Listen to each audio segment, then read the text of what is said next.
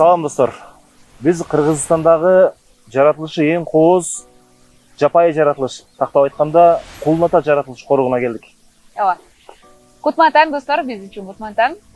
Биз Кулун Ата коргоонун 2-чи лагерине келип жайгашканбыз. Өтө татаал жолдорду басып өтүп келдик. Кулун Ата коргоо бул Алайкы өрөөнүндө жайгашкан чоң коруктардын бири. Ооба. Бул жерде биз буга чейин көрбөгөн, башка аймактардан кездештирбеген жан-жаныбарлар бар. Тактап айтканда аюу, сүлөөсүн, тоо кийиктери ого эле көп. Ооба. Аскалардан ашып, жалама таштарды жандап атып, арам келип 2-чи лагерге жайгаштык. Биз азыр буга чейин кандай жолду басып өттүк, кандай кызыктарга туш болдук, көрсөтүп берели.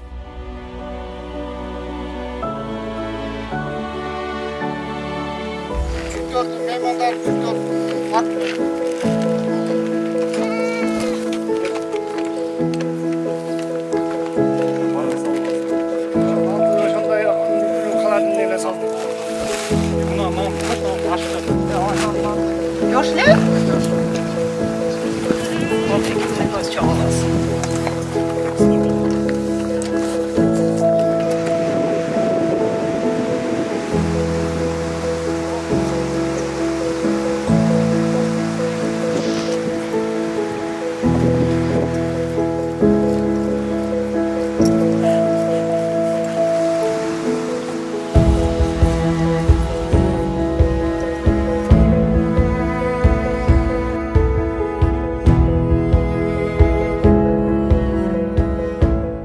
Кулун Ата жаратылыш паркына баруучу жол ушундай татаал.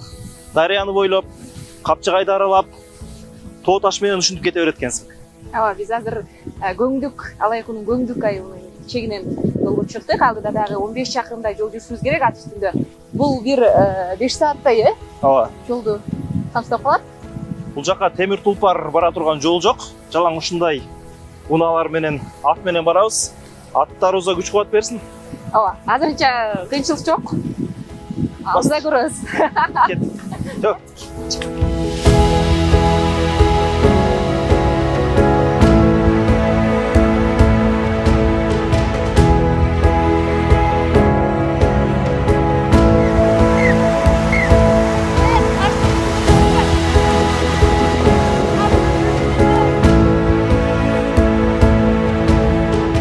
Бул башталышы. Алдыда бизди түрдүү кырдаалдар күтүүдө. Анткени Көңдүктөн Кулун Атага чейин дээрлик 20 чакырым жол жүрүү керек.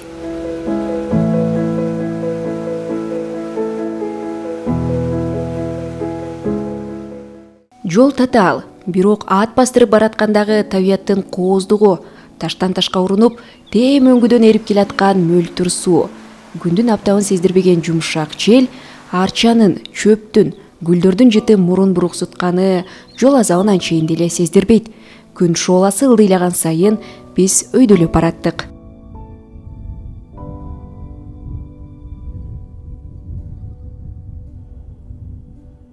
Топурак жолду артка таштап, ат такасын жукарткан таштуу кыя башталды. Мындайда жылкы баласы жолду өзү табат. Себеби жергиликтүү аттар буга эбак көнүшкөн.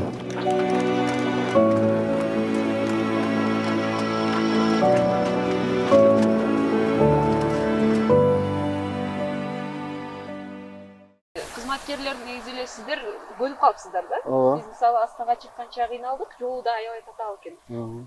Аттарды да өзүнчө үйрөтүш керекпи же кандай?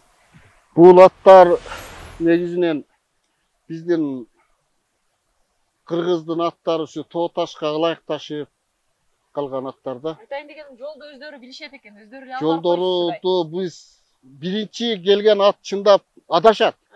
Анан кийин каттай бергенде эле анан көнүп кетет. Кыйналбай калышат жол боюнча. Жолу чындап татаал. Келгендер деп калдыңыз, негизи эле салуучулар келсе болобу бул жакка же кандай? Бизде ушу 2 жылдан бери баягы 2017-жыл лестройство жүргөн да. Ага чейин мен жадатчу эле көрүп келели, мынтели, киргизбешке аракет кылат элек. Анан ошо лестройствонун балдарынан суранып, ушу көл, орто көлгө чейин, орто көл деп коебуз. Ошонун башына чейин, мындай адамдар кирүүчү аймакка кош бербейсизби деп сурасам, кийин бир 4 экземпляр карта чыгарып берди. Ошодон как раз аерди кошпой экен, ошол картаны тандап биз анан жөнөтүп, анан ошодон бери туристтик аймакка адамдар местный эмнеде өзүбүздүн жарандар, анан сырттан келген адамдарды киргизип, бирок күнүн киргизип, күнүн чыгарабыз. Жаткырбайбыз. Жатканга болбойт, түнөгөнгө болбойт. Күнүн киргизип, ошо жерде сотрудниктердин коштоосунда кирип чыгалат. Демек, экинчи лагерге чейин эс алуучулар барса болот. Болот. Кулун Ата Кара Кулжа районунун Алайкуу өрөөнүндө жайгашкан корук. Ал өрөөндөгү өсүмдүктөр менен токойлорду, жаныбарлар дүйнөсүн сактоо үчүн 2004-жылы түзүлгөн. Аймагында Кулун деп аталган чоң жана кичи көлү бар. Корук Ош шаарынан 143 чакырым алыстыкта жайгашып, тар суусунун бир агымын камтыйт. Аянты 27 000 гектардан ашуун, жаныбарлардын 32, өсүмдүктөрдүн 800дөй түрү кездешип, табигый ресурстарынын көптүгү менен өзгөчөлөнөт.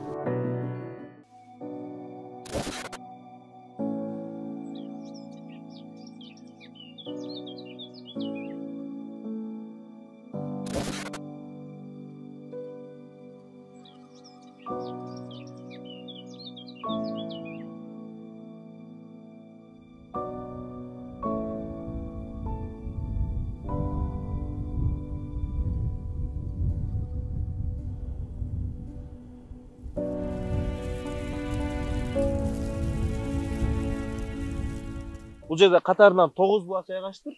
Биз азыр ошонун 5-чисинде турабыз. Бул жерде ушундай ишеним же уламыш бар. Уулду болбой же кызды болбой, кандайдыр бир Кудайдан ниеттенип жүргөн жарандар ушул жерге колун салып, шакек, сырга же башка тыйын сыяктуу нерселерди табышкан экен да буга чейин. Бирок буга биз ишенбөөгө чакырабыз. Бул жоң гана ырым-жырым. Ошол ырым-жырымды улантып, биз дагы азыр колубузду салып көрөбүз. Бирок айтып атышат, көптөн бери эч нерсе чыкпайт өзү депчи.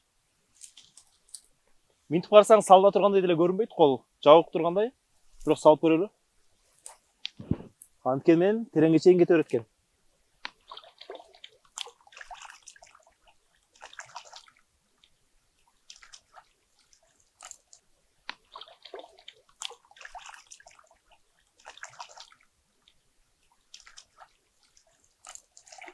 Бизге уюган таштан башка эч нерсе илешкен жок. Бирок суусу аябай муздак.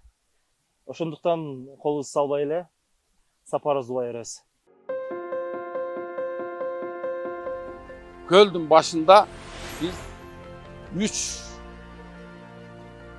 турбабай коюп, то есть смотровая площадка. Ошону коюп, ошол жерден келген туристтерди ошол жерден дүрбү менен көрсөтүп, ошондой бир жакшы проектибиз бар. Ошол проектибиз башталып атат. Быйыл баштасак, ушу райондун өнүктүрүү планына кирип калды. 5 жылдын ичинде бул жерде көп өзгөчөлүктөр дагы болмокчу.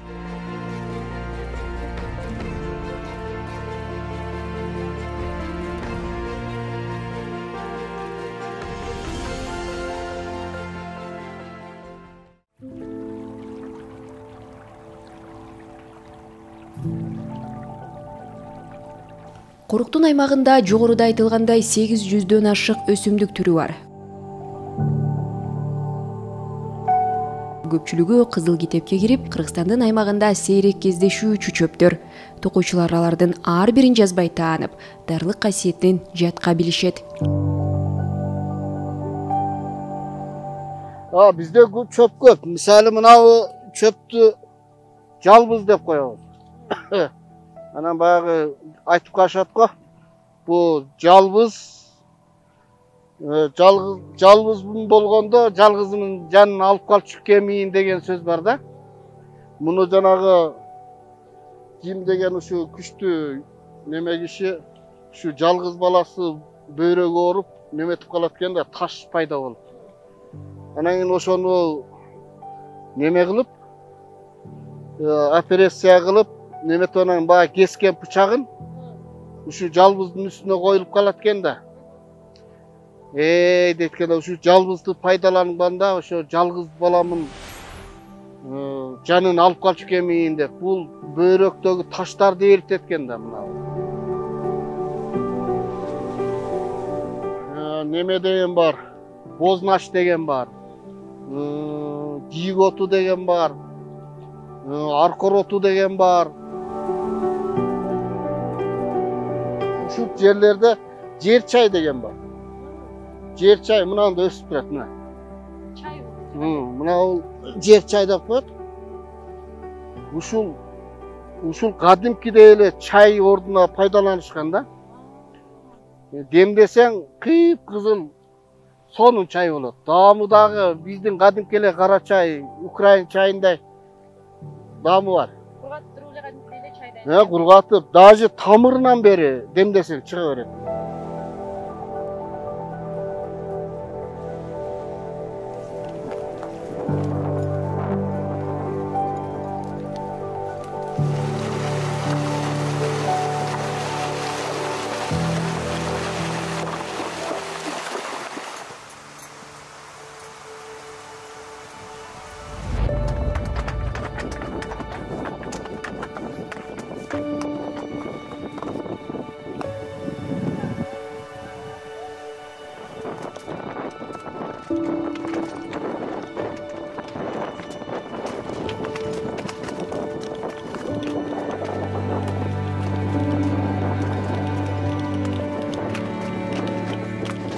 Коруктун аймагына киргенибизге 1 сааттан ашып калды.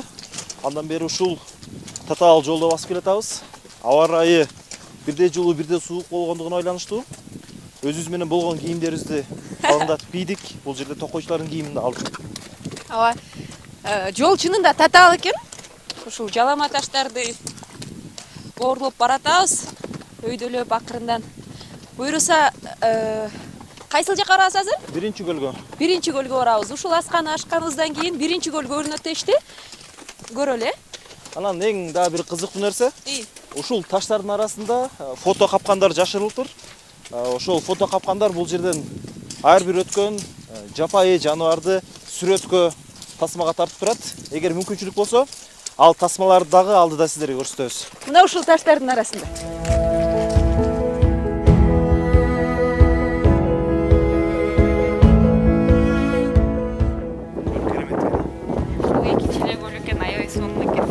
Көлдү тартпайсың, көлдү.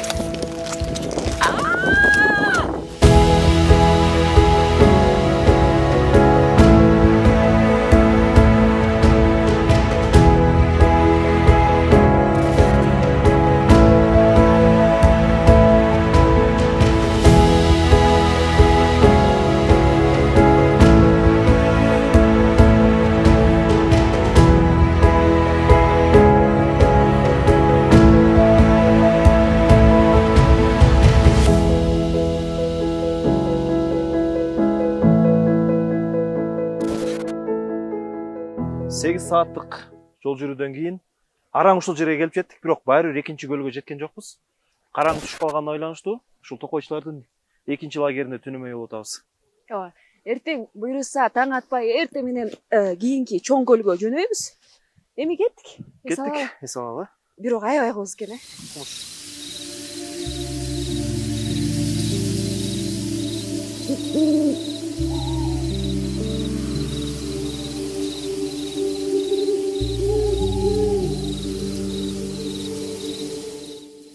Чындап Алла Таала менен силерди алып келишибизге өтө чындап кыйын болду. Сапар жетип алып келип, майерден бир аттын буту тайса өзүңүз көрдүңөр да. Ошон үчүн бул жакта жол ушундай начар болгон үчүн анча-мынча адам келе албаган үчүн жерде жаныбарлар көп да бизде. Өзүңөр көрүп атасыңар да. Жакындан көрдүңөр жана тарткандар. Ушулар боюнча топтоо менен жүргөндө канча жүрүп калчу, кайсылар бар? Топтоо менен жүргөндө ушул мезгилде көбүнчө тоотекелер ушул мезгилде чогуу жүрүшөт да. Чоң өзүнчө бир поколение, кичинеси, ортосу болуп бөлүнүп, ошентип жүрөт, 300дөн жүрөт, 200дөн, 100дөн, ар колоттордо ушинтип боктолуп жүрөт. Ушул мезгилде көп табасын көрөсүң да. Себеби бул мезгилде баягындай жазга чыгышып чогуу чачырай элек мезгил болот. Анан август айларында, июль айларынан баары уже чачырап башташат. Себеби ал мезгилде күн ысып, көгөн талап тоотонун башына чыгып, салкынга кетишет көпчүлүгү эле. Анан аз жакында булар төлдөйт, Кудай кааласа, бул жерге мезгил эми келди.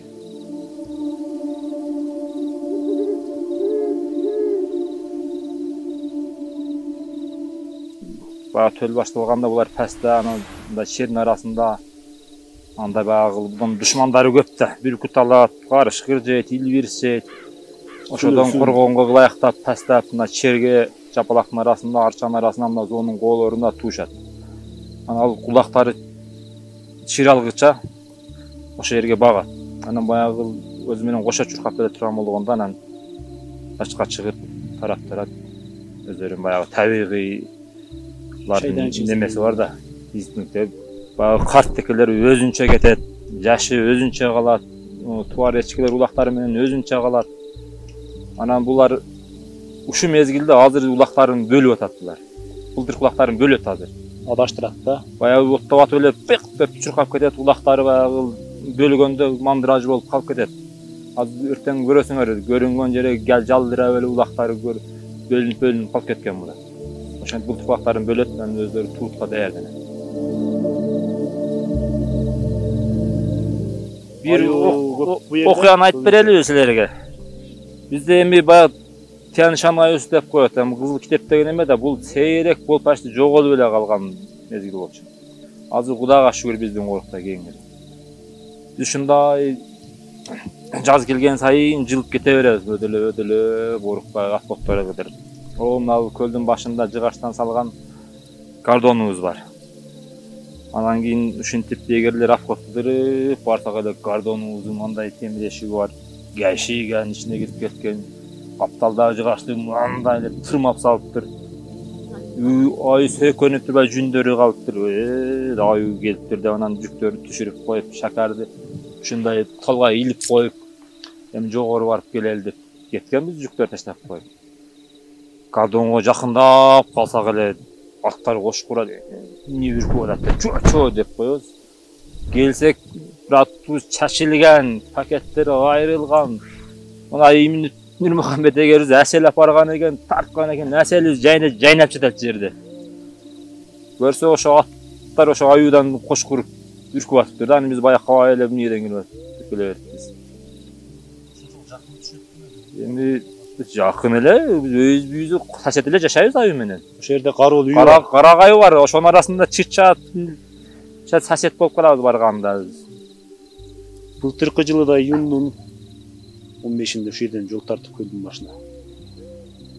Gün jağıp, gün açılıp uşuntu anan her yerde korgolop barattık. Şu astıda men barattım bile. Şu Karagay başlagan yer var, şu Karagay başlagan yerde barasa elek. Atlar koş kurup kaldı. Asты baratımda şu ayı jolga düşüp kelatır. Ayı at menen bir 10-15 metrele sürüştük beyimiz emez. At dile çalkasına gitti, ayının arjaka etti, o şeyden patırap putırlap korkup jatıp kaldık. Bizde aruja деген жоқ айылда, табилин aruja деле бербейт бизге негизи. Анан ошентип кыйкырып өкүрүп сөкүрүп ошентип анан аю деле бизден чочуду. Биз деле өзүбүз бияка качтык ошентип. Эми аю масала 4 жылдан 5 жылдан бери көбөйүп калды.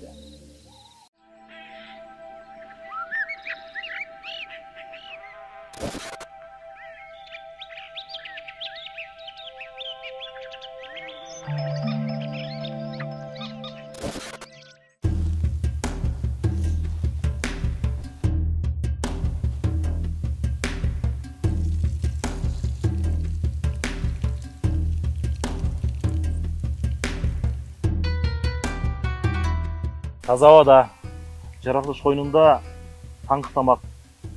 Аны өз колуң менен жасасаң, бул абдан даамдуу. Мен даярдам. Сезин жасады. Биякта от жаккан болбойт, корук болгондугуна байланыштуу. Ошого өзүбүз менен кошо газ баллондорубузду алып келип, ошол менен тамак жасап атабыз. Ооба, суук болгонуна байланыштуу чай аябай өтүп атат. Ысык чайга айнатканбыз, эртең менен ойгонуп элем.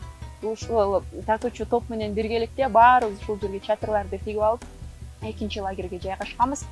Алдыда эми чоң көлгө аттанышыбыз керек, а? Ооба. Чоң көлгө дагы ат менен жүрөбүз биз. Аябай алыс көрүнүп атат. 1 саатта жетип барабыз. Кийиктер, аюулар алдыбыздан кадимкидей эле чыгат дешет го? Ооба, салам айтат дейт. Салам айтып эле.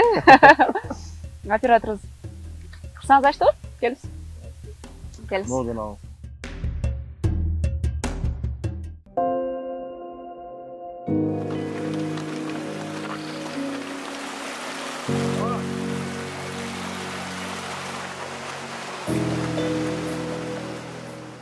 Ошентип экинчи көлгө аттандык. Жол 1 саат убакытты алат. Мында деле бирде таштуу, кээде бадал аралаган ийри жолдор. Маңдайда пейлигинен кишинин элесин берип, шаңкайган аска зоолор.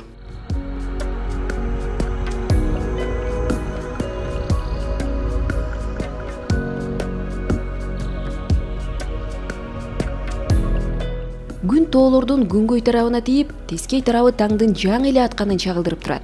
Түркүн куштар сайрап, адам элесин чаанда гана көргөн тоо жаныбарлары бизди тешетик деп, бири-бирине үн салат.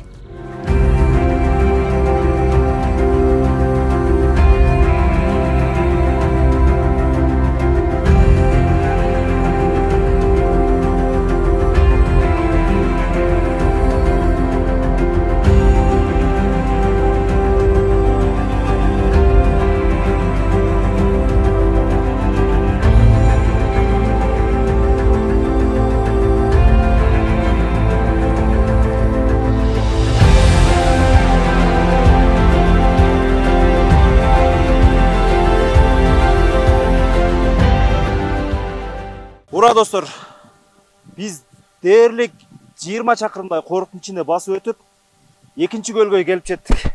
Сезимдер укмуш. Ооба, бүт кыйынчылыктарыбыз ушул 8 саат, 10 саат, жада калса жүргөн ат менен жүргөн кыйынчылыктарды баары могул арттагы кооздукту көргөндө унутулуп калды достор. Караңыздарчы. О, сол жагыбыздан эле баштайлы Сыймов. Муз көп жылдык мөңгү. Бул жагыбызда жапайы жаратылыш жаныбарлар. Чындыгында Кыргызстаныбыз өтө кооз. Анын ичинде ушул Кулунунта жергеси эми мен биринчи жолу келишим өтө кооз экен. Келиңиздер достор. Адам буту баспаган, адам колу тийбеген жаратылыш.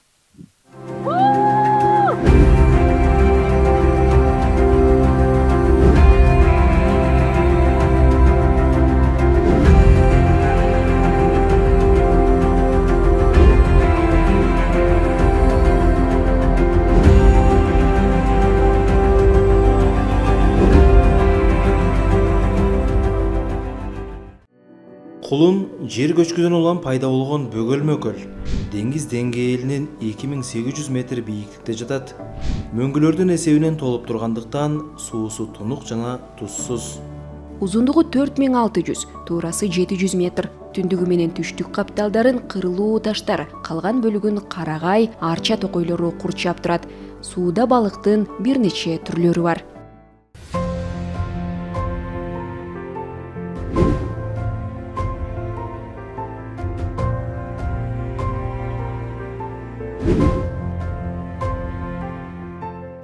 Менимче бизди көрүп жаткан бардык эле көрүүчүлөргө бул коруктун Кулун ата көлдөрүнүн кулун деп аталып калышы кызык болуп атса керек.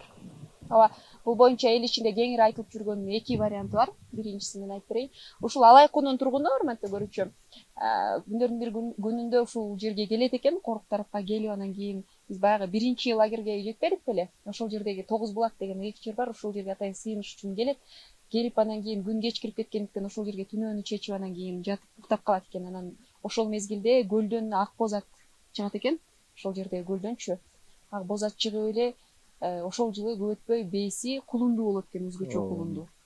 Анан киши сүйүнүп кетет экен, анан бир жылдан кийин жыл айланбай эле кайра келип кулундуу болгусу келипчи. Келип анан кийин күтөт экен, анан ак боз ат чыгат экен көлдөн. Бирок бул жолу кулунду тиштеп алып кирип кеткен экен да.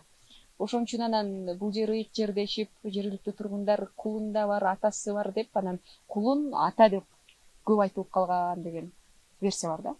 Экинчи да версиясы бар. Муну бир аз чындыкка жакын деп аташат, бирок биз билбейбиз. Ошол жерде Кулун же Кулун ата деген баатыр болгон экен. Анан жанагы эле Тогуз булактын жанында салгылаш болуп душмандар менен.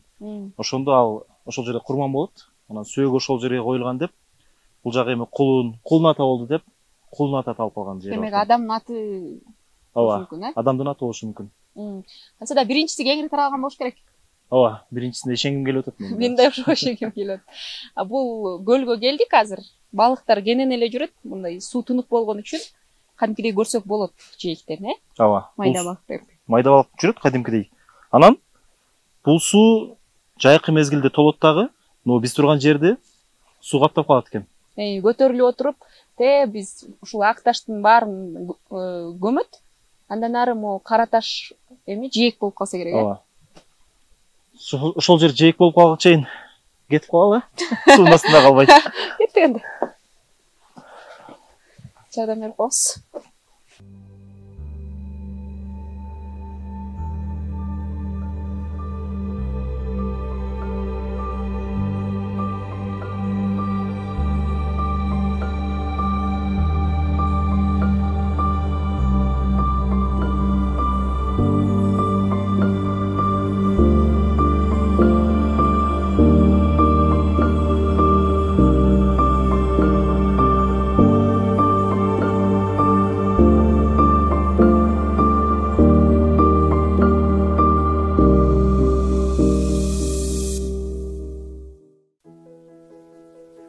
Достор, бул корукта жаныбарлардын эле 100гө жакын түрү бар экен. Анан сырткары сыймык сизге деле жыттанып атабы? Чөптөр аябай көп окшойт, Ооба, биякта баары дары чөптөр, экинин бири дары чай чөп. Эртең менен биз ичип көргөнбүз, сонун болот экен. Тиги карабайсызбы? Кана. Көрүнүп атат, кийик. Мени карасаңыз, аскан түбүн, кырдын түбүн караңыз. Кырдын түбүн караңыз. Аябай көп кой. Чуркап атышат, карасаңыз. Текелер го булар.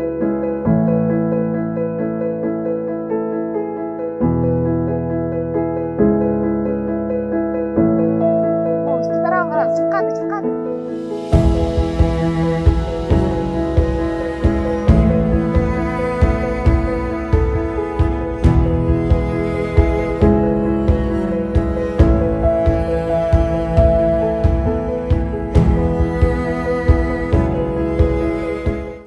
Булар топ-топ болуп жүрүшөт экен да? Ооба, үйрүмөй жүрүшөт. Баштан башка секирип атканын караңыз. Могу мөңгүдөн өтүп атышканын караңыз.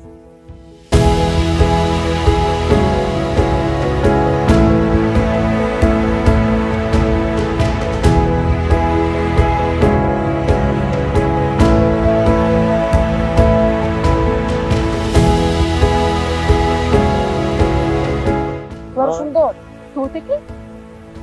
Бийик деп аталат, бирок булар текес экен да, тоо текес.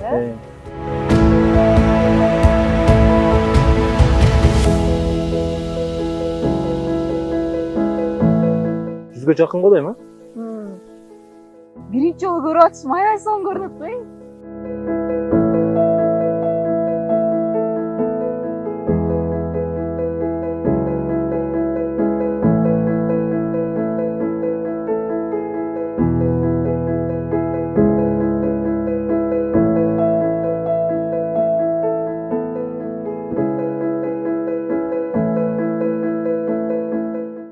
Бул жагын карабайсыңбы? Аю, жалгыз аю бар экен. Кана? No. Аю. Ылдый карап. Кайсыл жер? О, кранга салсаң, ылдый карап чуркады. Тик түшүп келет. Тиги аю, карасаңыз.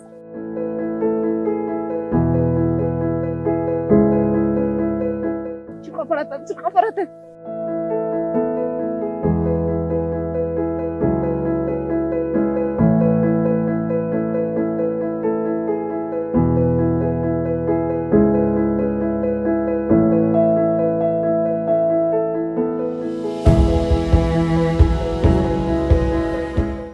Семиз кой.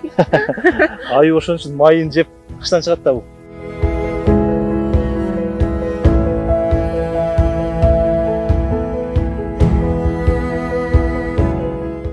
Эмне чолоңдоп калган?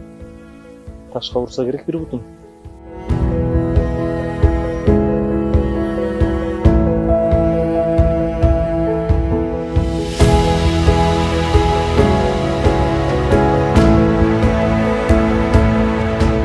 Билесизби, ушу башталышында, эми бул коруктун түзүлгөнүнө 21 жыл болуп турган. Ооба. Башталышында ушул аз эле болгон экен да, кийиктер. Ушул кийик деле айтып турган болсок, азыр эми көбөйүп отуруп 1,5 миңге жакын ушул жерде жашайт. Ооба. Жаныбарлар негизи тынчтыкты сүйөт. мындай тынчтыкты сактап жүргөн үчүн негизи токойчуларыбызга рахмат десек болот. Ушунчалык табиятты өзүнүн нугунда сактап турушат. Жолго келатып, жекиликтин сайраганын, суурдун чыкканын кадимки эле жаратылыш, жапай жаратылыш менен чогуу эле мындай жүргүшүп келди окшойт. Ооба, маңдай тескейле бири-бирибизге карап кадимкидей. Эбирибизге чыккандай эле мөңгүлөрүбүзгө карапбы? Мөңгүлөр жака өтүп келбедиңби? Ооба, мөңгүнү көрөлү.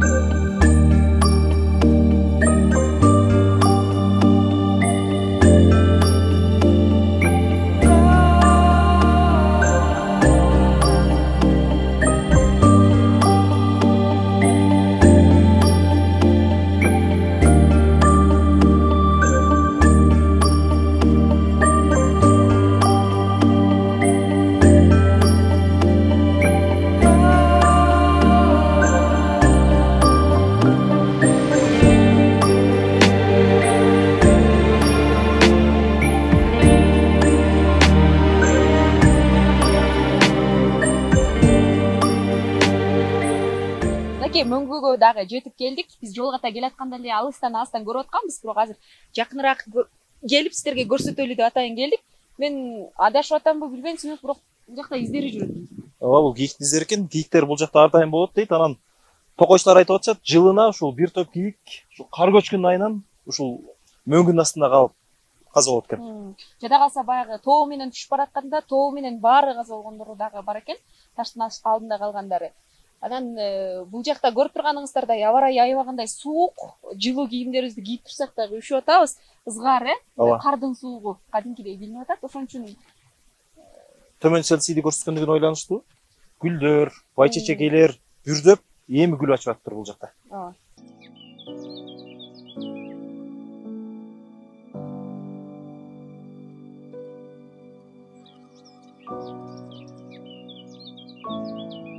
Биз кадр аркылуу кереметтүү жаратылыштын сулуулугун бир аз гана көрсөтө алдык. Биринин кооздугун экинчиси толуктаган табиятты, алдуусу алсызын жеп, өз мыйзамы менен жашаган жаныбарлар дүйнөсүн көз менен көрүү керек.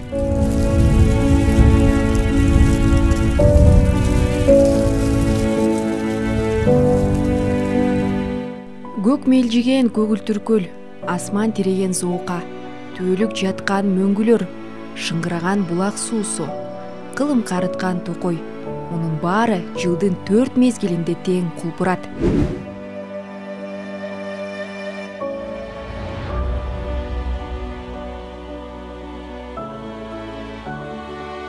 Бул Кыргызстан. Бул биздин мекен.